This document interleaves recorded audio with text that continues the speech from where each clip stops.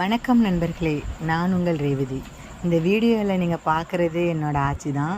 இவங்க ஒரு தேவதைங்க. ஏன் அப்படி சொல்கிறேன்னா, இவங்களுக்கு இப்போது வயசு 102. அது மட்டும் இல்லை, இவங்களுக்கு இப்போ வரைக்கும் எந்த நோயும் இல்லை, எந்த மருந்து எடுத்துக்கிறது இல்லைன்னு சொன்னால் நீங்கள் நம்புவீங்களா? ஆமாங்க, நம்பி தாங்க ஆகணும்.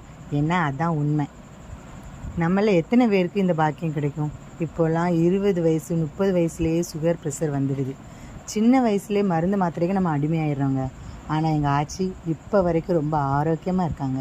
அவங்களுக்கு நல்லா காது கேட்கும், பேசுகிறாங்க, நல்லா கண் தெரியுது. இது ரொம்ப ஆச்சரியம் தானேங்க. இவங்க ஆரோக்கியத்துக்கு என்ன காரணம் நினைக்கிறீங்க?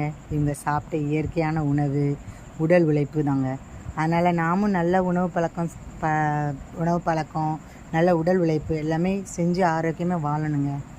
அப்புறம் இப்போ வரைக்கும் அவங்க நல்லா ஆக்டிவாக தான் இருந்தாங்க. இப்போ கொஞ்சம் ஒரு வாரத்துக்கு முன்னாடி கட்டிலில் ஏறன்னு சொல்லிட்டு கீழே ஸ்லிப்பாகி விழுந்துட்டாங்க. அதனால் எந்திக்க முடியல. பட் ஆனால் இன்னமும் அவங்க பேசுகிறாங்க, நல்லா ஆக்டிவாக இருக்காங்க, சாப்பிட்றாங்க. அதனால் இவங்க ரொம்ப ஆரோக்கியமாக இருக்காங்க.